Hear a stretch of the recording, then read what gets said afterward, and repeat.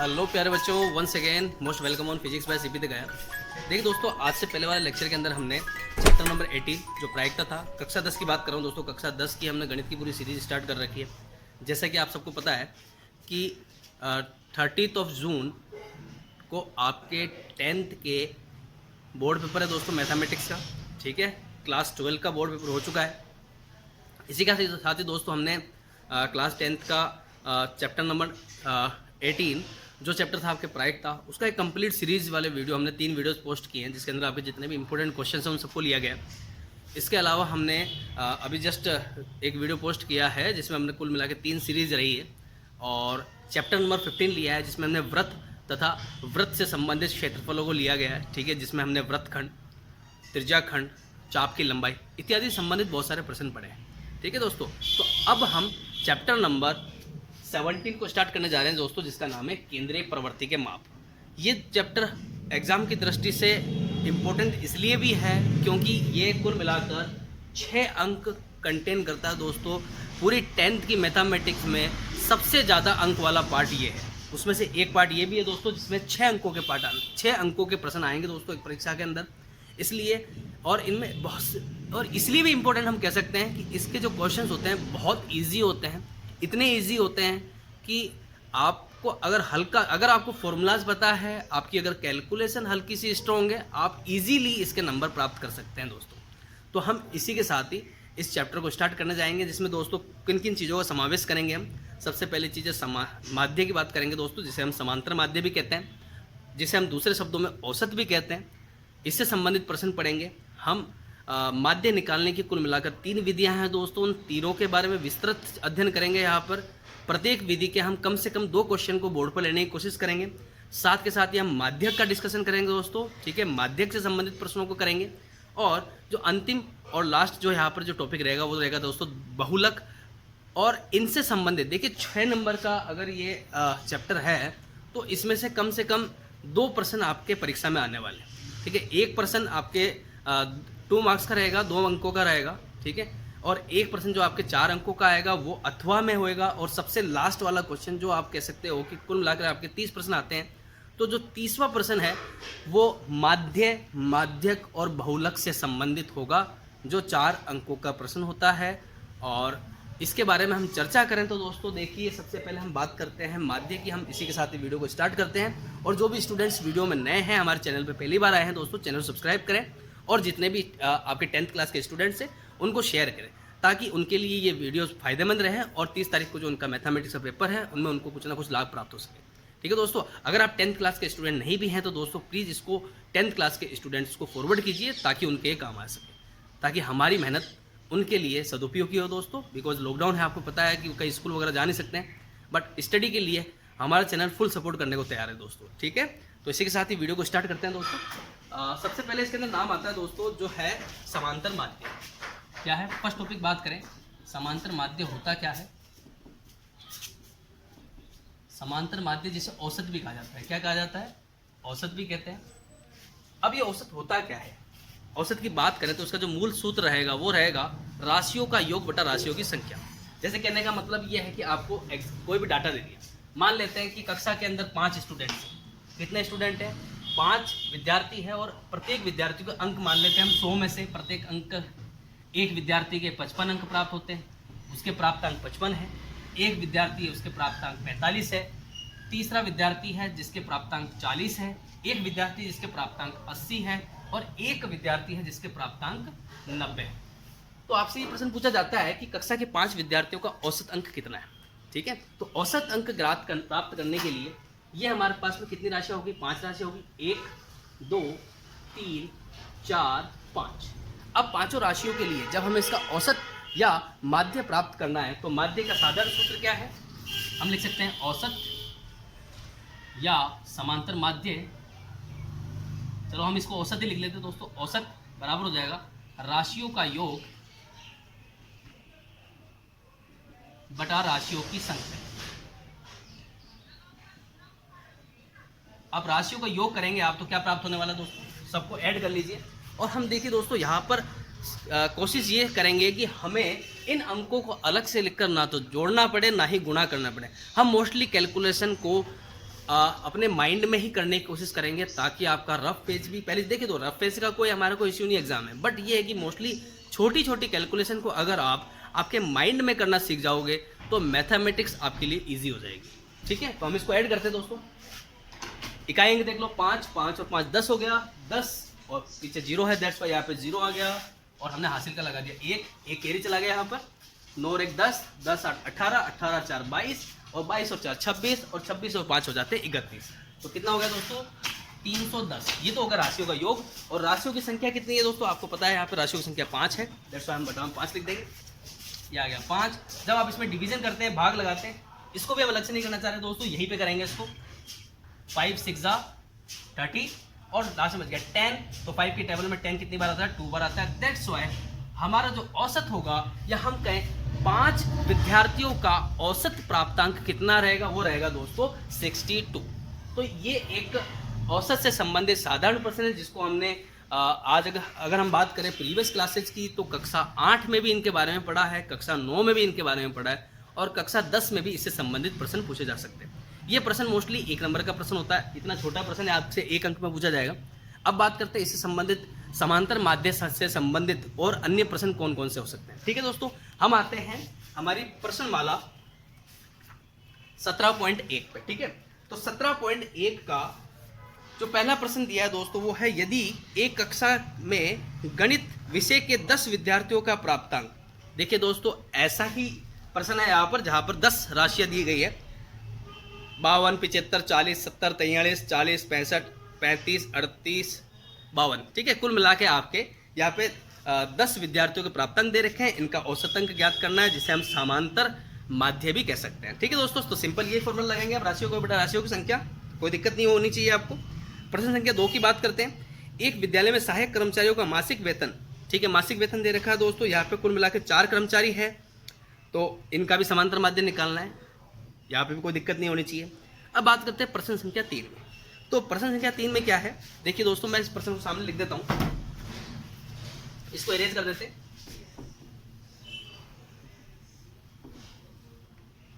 क्या है दोस्तों, प्रश्नमाला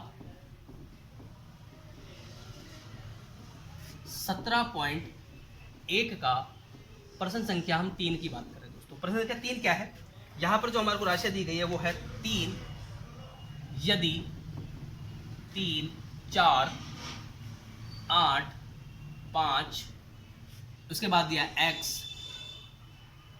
फिर दिया है दोस्तों 3, फिर दिया 2, फिर दिया है 1।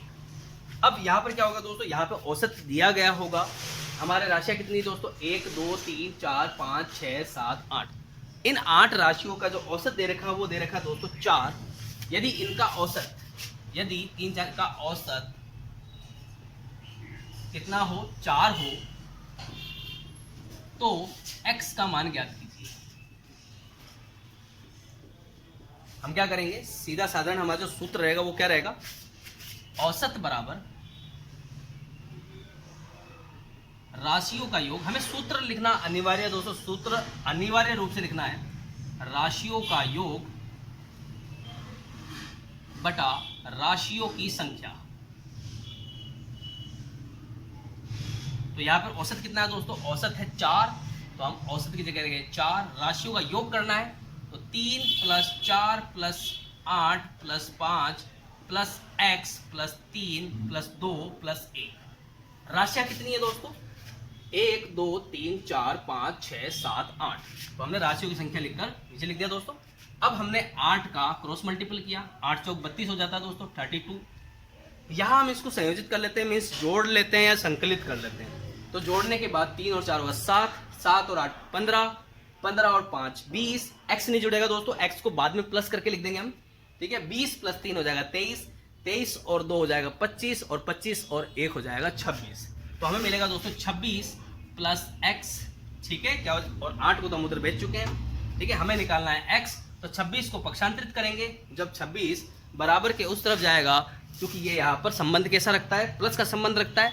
जब 26 को उधर पक्षांतरित किया जाएगा तो 32 - 26 हो जाएगा। तो दैट्स व्हाई x = प्राप्त होगा 32 - 26, और 32 में से जब 26 माइनस करते हैं तो ये मिल जाएगा दोस्तों हमें 6। तो x का मान हो जाएगा 6। यही हमारा उत्तर है दोस्तों।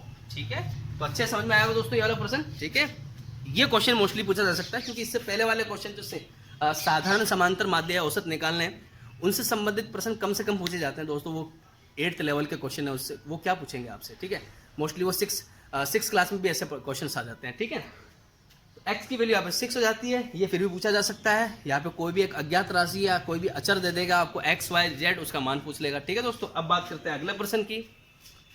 अगले प्रश्न के अंदर क्वेश्चन नंबर 4 है, क्रिकेट के एक खिलाड़ी ने 10 पारियों में कुछ उसके 10 पारियों के रन दिए हुए हैं दोस्तों। इनके इन पारियों के रनों का औसत ज्ञात करना, ये भी साधारण प्रश्न हो गया। अब बात करते हैं क्वेश्चन नंबर 5 की।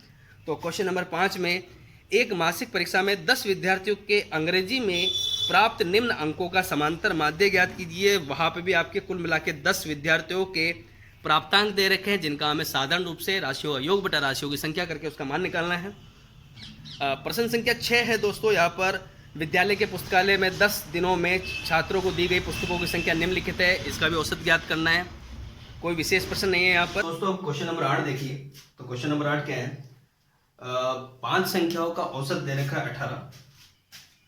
5 संख्याओं का औसत, इसका मान दे रखा 18 और इसमें से एक संख्या को हटा दिया जाए तो 4 संख्याओं का औसत है। 4 संख्याओं का औसत, इसका मान दे रखा 216। तो इसके लिए एक बहुत ही प्यारी सी एक छोटी सी ट्रिक है, इससे हम क्या ज्ञात कर सकते हैं, उस 5वीं संख्या का मान ज्ञात कर सकते हैं। क्वेश्चन नंबर 8 के अंदर 5वीं संख्या का मान पूछा गया है। तो क्या होगा दोस्तों, यहाँ पर ध्यान से देखिए आप, x हम मान लेते हैं उस 5वीं संख्या का मान क्या है, उसका नाम रख देते हैं x। तो x बराबर हो जाएगा 5 संख्याओं का योग माइनस 4 संख्याओं का योग। ठीक है, ध्यान से देखते हो तो 5 संख्याओं का औसत अगर 18 है तो 5 संख्याओं का योग के लिए हम क्या करेंगे, 5 को 18 से गुणा कर देंगे। 5 को जैसे ही 18 से गुणा करते हैं तो कितना हो जाएगा दोस्तों, 8 पंजे 40, 40 का 4 लगा, 5 और 4 हो गए 90, ये हो जाएगा 90 माइनस 4 संख्याओं का योग में शेष जो 4 संख्या है, अगर x को निकाल दिया जाए तो 4 संख्याओं का औसत कितना है, यहाँ पर 16 है। तो 4 संख्याओं का योग कितना होगा, 16 को आप 4 से गुणा कीजिए, 16 चौक कितना हो जाएगा 64। तो 90 में से जब आप 64 को माइनस करेंगे तो हमें मिलने वाला है 26। तो मींस वो जो 5वीं संख्या है उसका मान कितना है, 26। अब बात करते हैं क्वेश्चन नंबर 9 की। तो इसको मैं इरेज कर देता हूं दोस्तों। तो क्वेश्चन नंबर 9 पर आते हैं। क्वेश्चन नंबर 9 एक बहुत अच्छा क्वेश्चन है, ठीक है, जो मोस्टली पूछा जाता है एग्जाम में। तो क्वेश्चन नंबर 9 क्या है, 13 संख्याओं का माध्य 24 है। यदि प्रत्येक संख्या में 3 जोड़ दिया जाए, प्रत्येक संख्या में कितना जोड़ दिया जाए, 3 जोड़ दिया जाए तो नए माध्यम में क्या परिवर्तन आएगा। ठीक है, तो 13 संख्याओं का माध्य दे रखा है, 13 संख्याओं का माध्य, 13 संख्याओं का माध्य, इसका मान दिया गया है 24 मान दिया है। ठीक है, अगर प्रत्येक संख्या में 3 जोड़ दिया जाए तो 13 संख्या है दोस्तों, 13 संख्याओं में क्या जुड़ेगा, 3 जुड़ेगा। ठीक है, तो कितना जोड़ दिया जाए, 3 जोड़ दिया जाए। तो 3 जोड़ने के पश्चात, 3 जोड़ने के पश्चात 13 संख्याओं का माध्य,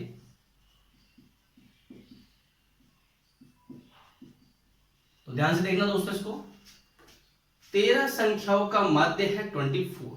ठीक है, तो 13 संख्याओं का जो पूर्व योग रहेगा वो क्या रहेगा दोस्तों, 13 इंटू 24। अब इन प्रत्येक 13 संख्याओं में क्या जोड़ दिया गया, 3 जोड़ दिया गया। मीन्स 13 इंटू क्या हो जाएगा 3, मीन्स हर प्रत्येक संख्या में 3 जोड़ दिया तो 13 को 3 से गुणा कर देते हैं और कुल मिलाकर संख्या कितनी है दोस्तों, 13 है। तो 13 को जब देखिए यहाँ पे आप इसको बहुत शॉर्टली कर सकते हैं, 13 को आप कॉमन ले लीजिए, ऐसे 13 को कॉमन निकालते हो तो कॉमन निकालने के बाद यह हो जाएगा 24 प्लस 3 अपॉन में क्या है 13। तो 13 से 13 कैंसिल हो जाएगा और नया जो औसत होगा वो हो जाएगा 27। तो हमारा क्वेश्चन नंबर 9 का जो उत्तर हो जाएगा वो हो जाएगा दोस्तों 27। एक बार इसको हम टैली कर लेते हैं। क्वेश्चन नंबर 9 का जो आंसर है वो हो जाएगा हमारा क्वेश्चन नंबर 17.1 का क्वेश्चन नंबर कौन सा है दोस्तों? क्वेश्चन नंबर 9 है। तो क्वेश्चन नंबर 9 का जो उत्तर है वो हो जाएगा 24 प्लस 3। आप सीधे सीधे भी देख सकते हैं, आप 13 संख्याओं में 3 जोड़ा गया है, तो यानी प्रत्येक के अंदर कितने की वृद्धि हुई है? 3 की वृद्धि हुई है। तो 24 और 3 7 आप डायरेक्ट भी लिख सकते हैं, परंतु हमें कुछ करके दिखाना है, दैट्स व्हाई ये हमारा एक प्रॉपर आंसर होगा। ठीक है, तो ये 13 संख्याओं का पूर्व योग हो जाएगा, प्लस 13 को 3 से गुणा किया, 13 को कॉमन लिया, बाकी सब कैंसिल हो गए। अब आते हैं दोस्तों क्वेश्चन नंबर 10 पर। तो क्वेश्चन नंबर 10 है, एक विद्यालय के 5 कर्मचारियों का औसत मासिक वेतन 3000 है। एक कर्मचारी के सेवानिवृत्त होने पर शेष कर्मचारियों का औसत 3200 हो जाता है। सेवानिवृत्त कर्मचारी का सेवानिवृत्ति के समय कितना वेतन था? जिस प्रकार हमने इससे पहले क्वेश्चन नंबर 8 करा था, जिसमें हमने एक संख्या हटा दी थी, उसी प्रकार इसका सरलीकरण होगा। ठीक है दोस्तों, तो थोड़ा सा दिमाग लगाना पड़ेगा, बाकी बहुत इजी है। अब आते हैं हम प्रश्नावली 17.2 पर। अब देखिए दोस्तों, प्रश्नावली 17.2 में क्या होगा, यहां पर हमें प्रत्येक संख्या के लिए उसकी बारंबारता दी जाएगी। बारंबारता मीन्स कहने का मतलब है कि कक्षा में 10 विद्यार्थी हैं, 10 विद्यार्थियों में से 5 विद्यार्थियों के जो प्राप्तांक है वो 50 है, तो 50 अंक की बारंबारता कितनी हो जाएगी? 5 हो जाएगी। क्यों? क्योंकि 5 विद्यार्थियों के कितने अंक है? 5 अंक है। ठीक है, तो इससे संबंधित प्रश्न रहेंगे दोस्तों, और इसको करने के लिए मुख्यतः 3 विधियां हैं। कितनी विधियां हैं? 3 विधियां हैं। अगर आपको अंतराल नहीं दिया जाए, क्या नहीं दिया जाए? अंतराल नहीं दिया जाए, तब बिल्कुल सिंपल हो जाता है ये। और अगर अंतराल दे दिया जाए, क्योंकि 17.2 प्रश्नावली है जिसके अंदर अंतराल नहीं दिया जाएगा, जब हम 17.3 का अध्ययन करेंगे तो 17.3 के अंदर हमें अंतराल भी दिया जाएगा। ठीक है दोस्तों, तो हम बात करते हैं प्रश्नावली 17.2 की। तो प्रश्नावली 17.2 का जो पहला प्रश्न है उसमें हमें निम्नलिखित बारंबारता बंटन विधि से माध्य ज्ञात करना है। तो इसका एक साधारण सूत्र है दोस्तों, उसको समझ लीजिए आप। सूत्र क्या है, हम इसको इरेज कर देते हैं। अब आ जाते हैं हम प्रश्नावली 17.2 पर। तो 17.2 का जो पहला प्रश्न है उसको हम बोर्ड पर लेंगे, और जो भी इसके आगे टिपिकल प्रश्न होगा उसको हम बोर्ड पर ले लेंगे। ठीक है दोस्तों, अब यहाँ पे 17.2 का जो पहला प्रश्न है उसमें x का मान दे रखा है, वो दे रखा है 3, फिर दिया 5, 8 और 11, और इनके लिए बारंबारता दी दोस्तों। बारंबारता को स्मॉल f से लिखा जाता है, तो स्मॉल f का मान दे रखा है। जब 3 है तब उसके लिए बारंबारता 2 है, 5 के लिए 4 है, 8 के लिए 5 है और 11 के लिए 3 है। अब आराम से इसका माध्य निकाल सकते हैं। माध्य निकालने के लिए हमें क्या करना होगा, सभी को परस्पर गुणा करना होगा और बारंबारताओं का भाग लगाना पड़ेगा। तो सूत्र क्या है, माध्य, जिसे हम x बार भी लिखते हैं दोस्तों। ठीक है, x bar is equal to हो जाएगा sigma f i x i upon sigma f i. यहाँ पे क्या है, सभी प्रकार की बारंबारता उससे संबंधित संख्याओं का हमें गुणनफल करके उनका योग करना होगा, और साथ में जितनी भी बारंबारता है दोस्तों उन सबका योग करके उसका भाग लगाना होगा। ठीक है, तो क्या हो जाएगा दोस्तों, first of all F i x I, first point ये रहा दोस्तों, उसके बाद दूसरा ये रहा, फिर ये रहा तीसरा, ये रहा चौथा। ये जो आई है वो इंडिकेट करेगा कौन से चरण की बात कर रहा है या कौन से पद की बात कर रहा है। तो प्रथम वाले को देखते हैं दोस्तों, तो एफ आई का मान यहाँ पर है 2 और एक्स आई का मान है 3 प्लस, अगले को देखते हैं दोस्तों, हो जाएगा 4 इंटू 5 प्लस, तीसरे के लिए हो जाएगा 5 इंटू 8 प्लस, चौथे के लिए हो जाएगा 3 इंटू 11 बटा बारंबारता का योग। वो देखिए दोस्तों क्या हो जाएगा, 2 और 4 6, 6 और 5 11 और 11 और 3 14। अब हम इनको गुणा करके जोड़ लेते हैं, 3 दूनी 6 हो जाएगा प्लस 5 चौक 20 हो जाएगा प्लस 8 पंजे 40 हो जाएगा प्लस 11 तिया 33 हो जाएगा, और इसमें हमें 14 का भाग लगाना है।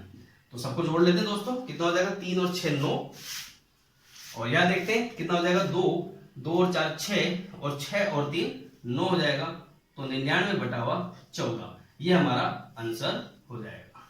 ठीक है दोस्तों, ये हमारा माध्य है जिसे हम औसत भी कह सकते हैं, क्योंकि अंश बटा हर के अंदर किसी भी संख्या का अगर काटा जाए तो कोई भी चीज कॉमन फैक्टर हमें नहीं दिख रहा है, इसलिए हमारा आंसर 99/14 हो जाएगा। और अगर इसमें डिवीजन भी करना चाहते हो तो दोस्तों आप दशमलव प्रणाली में भी निकाल सकते हैं।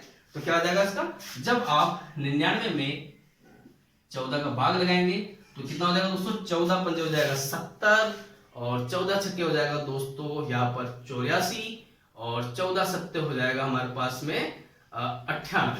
ठीक है, तो 7 पर चला जाएगा, ये कितना हो जाएगा 98, बचा 1, दशमलव लगाया दोस्तों 0 आ जाएगा, और 14 से छोटा है दैट्स व्हाई 1 0 और लगाना पड़ेगा, 1 0 और लग जाएगा, और लास्ट में हमारा आ जाएगा 7। तो इसका आंसर हो जाएगा, लगभग में लिख देंगे क्योंकि हमें 2 अंकों तक निकालना होता है, तो इसका जो औसत होगा वो हो जाएगा दोस्तों 7.07। आप ऐसे बराबर करके कोष्टक में क्या लिख देंगे, लगभग।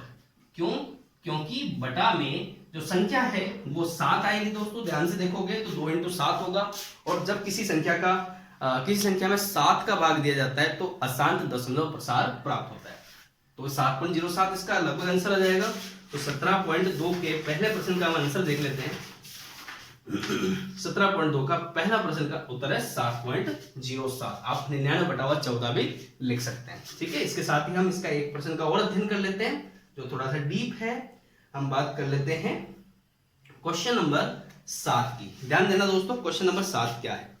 क्वेश्चन नंबर 7 के अंदर निम्नलिखित बंटन का माध्य दे रखा है जहां पर किसी भी एक अचर राशि का हमें मान निकालना है। तो क्वेश्चन क्या है दोस्तों, मैं क्वेश्चन को बोर्ड पर लिख देता हूं। ठीक है, तो क्वेश्चन नंबर 7 क्या है, बाकी सारे प्रश्न इसके जैसे ही हैं। ठीक है, जो हल्का सा विशेष है उस प्रश्न को हम बोर्ड पर ले रहे हैं। तो क्वेश्चन नंबर 7 प्रश्न हम बोर्ड पर लिख देते हैं। ठीक है, तो क्वेश्चन नंबर 7 क्या है, यहां पर आपको P का मान ज्ञात करना है। माध्य दे रखा दोस्तों, बंटन का माध्य है 7.5। P हमें ज्ञात करना है, और P क्या है जो हमें प्रश्न बनाने पर या प्रश्न को देखते ही पता चल जाएगा।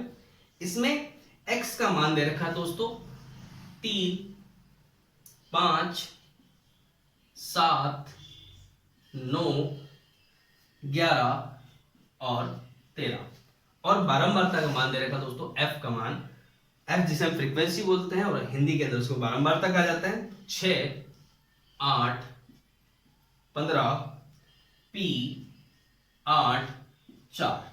P एक अचर मान हो गया आवर्ती का, इसका हमें मान ज्ञात करना है। तो दोस्तों ये इसका राशि दी है, इसकी बारंबारता दे दी हमें। अब सूत्र क्या है, पहले सूत्र लिख दीजिए दोस्तों, माध्य बराबर सिग्मा FI/XI बटावा सिग्मा FI। ठीक है, सूत्र हो गया। अब यहां पर इसका मान रख देते हैं, तो ये हो जाएगा दोस्तों, मल्टीप्लाई करते हैं सीधा। ठीक है, ये हो जाएगा 6 × 18 प्लस 8 × 5 = 40 प्लस 15 × 7 = 105 प्लस ये हो जाएगा 9P। इसको हम ब्रैकेट में लिख देते हैं, थोड़ा सा बोला मेंशन कर देते हैं ताकि हम इसको संयोजित ना कर दें। ठीक है, प्लस लास्ट में हो जाएगा 88, 80 हो जाएगा 88 प्लस ये हो जाएगा 13 4 जा 52, 12 1 5 52। ओके, ये हमारा संकलन हो चुका है। अपन में क्या आएगा दोस्तों, बारंबारता का योग, तो 6 और 8 हो जाएगा 14, 14 और 15 हो जाएंगे दोस्तों 29, 29 और 8 हो जाएंगे दोस्तों 37, 37 यानी 37, 37 में 4 जोड़ दो, ये हो जाएगा दोस्तों 41 यानी 41 प्लस साथ में क्या है दोस्तों P को भी हम ब्रैकेट में रख देते हैं। ठीक है, माध्य का मान कितना दोस्तों 7.5, इसको हम 15/2 काम में ले लेते हैं। ठीक है, बराबर हो जाएगा, सबको जोड़ देते हैं दोस्तों, 8 और 5 13, 13 और 8 हो जाएगा दोस्तों 21, 21 और 2 हो जाएगा 23, 23 का आया 3, हासिल का लग गया 2, 5 और 2 7। ठीक है, 5 और 2 कितने हो जाएंगे, 7 हो जाएंगे, 7 और 8 हो जाएंगे 15, 15 और 10 हो जाएंगे 25, 25 और 4 हो जाएंगे 26, और 26 और 1 हो जाएंगे 27। तो ये हो गया 27 बटा में हो जाएगा दोस्तों 41 प्लस P, साथ में प्लस में है इसके 9P। अब यहां हम क्या करते हैं, सभी को पक्षांतरित कर देते हैं, 2 को ऊपर भेज देते हैं और इसको यहां वज्र गुणन कर देते हैं, तो ये हो जाएगा 15 into 41 plus p is equal to 2 into 273 plus 9p। तो 15 को जब 41 से गुणा करते हैं दोस्तों, यहां पर एक मैं बहुत शॉर्ट ट्रिक बता रहा हूं, इसको अलग से मल्टीप्लाई करने की रिक्वायरमेंट नहीं है। जब 15 को आप 40 से मल्टीप्लाई, 41 को दो भागों में विभक्त कर दीजिए, ठीक है, एक हो जाएगा 40, एक हो जाएगा 1। तो 15 को कीजिए पहले 40 से गुणा, फिर 15 को कीजिए 1 से गुणा और दोनों को जोड़ दीजिए। 15 को जब आप 40 से गुणा करते हैं ये हो जाता है 600 प्लस 15 को 1 से गुणा किया कितना हो जाएगा 15, तो 615। तो 615 प्लस 15 को p से गुणा किया ये हो गया 15p इज इक्वल टू, जब इसको 2 से मल्टीप्लाई करोगे दोस्तों क्या हो जाएगा 6 4 5 5 4 6 प्लस जब इसको 2 से मल्टीप्लाई करेंगे ये हो जाएगा 18p। अब यहां पर हम पक्षांतरित कर देते हैं, 15p को हम 18p के पास भेज देते हैं और 546 को हम 615 की तरफ पक्षांतरित कर देते हैं, ठीक है। इसको यहां लक्ष्मण रेखा खींच के हम यहां सोल्व कर लेते हैं, तो ये हो जाएगा दोस्तों 18p minus 15p is equal to, इधर हो जाएगा दोस्तों 615, ये 546 उधर चला जाएगा, 615 माइनस 546, 13 में से 15 माइनस करते हैं ये हो जाएगा दोस्तों 3p इज इक्वल टू, ये हो जाएगा देखिए 15 में से 6 गए, ये हो जाएगा हमारे पास में 9, ठीक है, बच गया यहाँ पर 60, और 60 में से आप जब 54 माइनस करते हैं तो ये बन जाएगा 69, और जब p निकालना है तो p इज इक्वल टू हो जाएगा 69/3। जब इन दोनों को कैंसिल आउट करते हो तो ये मिल जाएगा आपको 23, तो p का मान आ जाएगा 23। It is our correct answer. तो बहुत अच्छा क्वेश्चन था दोस्तों ये 17.2 का। जो क्वेश्चन नंबर 7 है वो आपके एग्जाम में बहुत ज्यादा पूछा जाता है, क्योंकि यहाँ पर हमें कोई भी एक अज्ञात मान पूछ लिया गया है और मोस्टली स्टूडेंट्स यहाँ पर गलतियां कर देते हैं, और सबसे बड़ी गलती क्या होती है कैलकुलेशन को करने में। ध्यान रहे दोस्तों, हमने क्या किया, एक बार टैली करते हैं, यहाँ पर सबको मल्टीप्लाई किया, 9p को हमने जो भी p की फॉर्म में जो स्टेटमेंट थी हमारी उसको हमने हल्का सा राउंड करके लिख दिया, पेंसिल से आप राउंड कर सकते हैं, ठीक है। पेंसिल से राउंड करने के बाद देखिए यहाँ भी आप राउंड कर सकते हैं, ताकि इसको आप एडिशन में काम में ना ले, यानी जोड़ में ये कहीं बीच में ना आए, ठीक है। फिर हमने पूरी क्रियाविधि को सॉल्व किया, तो यहाँ पर हमने क्या किया था, जब मल्टीप्लाई किया था एक शॉर्ट ट्रिक लगाई थी, 15 को 41 से हमने, देखिए कोई भी मल्टीप्लीकेशन हमने अलग से नहीं किया है, जितने भी गुणा है दोस्तों वो सब हमने माइंड में ही कैलकुलेट किए हैं, जितना भी योग किया है दोस्तों वो सब माइंड में कैलकुलेट किया है। दैट्स व्हाई आपका टाइम भी बचेगा, और सारी चीजों को आप जब माइंड में कैलकुलेट करने लग जाएंगे दोस्तों तो आपकी गलती होने की संभावना कम से कम हो जाएगी, ठीक है दोस्तों। अब आ जाते हैं अगले प्रश्न की ओर। तो देखिए दोस्तों इसके सारे प्रश्न कुछ इसी प्रकार के हैं, ठीक है। तो 17.2 के जो हमने 2 प्रश्न इंपोर्टेंट लिए, अब बात करते हैं हम 17.3 की। अब देखिए 17.3 के अंदर हमें अंतराल दिया जाएगा, और 17.3 में जो माध्य है, समांतर माध्य ज्ञात करने के लिए 3 विधियां काम में ली जाती है। एक तो समांतर माध्य है, ठीक है, एक कल्पित माध्य विधि है, और एक है पग विचलन। कितनी विधियां हैं दोस्तों? 3 विधियां हैं, और तीनों विधि के बारे में हम डिस्कस करेंगे दोस्तों, ठीक है। तो इसके लिए हम एक काम करते हैं, इसका एक नेक्स्ट पार्ट जो आपका जस्ट 1 घंटे बाद में लॉन्च होने वाला है, उसमें आप उसको कवर कीजिए दोस्तों। जब तक जितने भी क्वेश्चन अपन ने लिए हैं उनको आप रिपीट कीजिए, वीडियो को लाइक कीजिए, चैनल को सब्सक्राइब कीजिए, अपने दोस्तों को शेयर कीजिए, और आपके बोर्ड की प्रिपरेशन के लिए आपको best of luck. Thank you so much.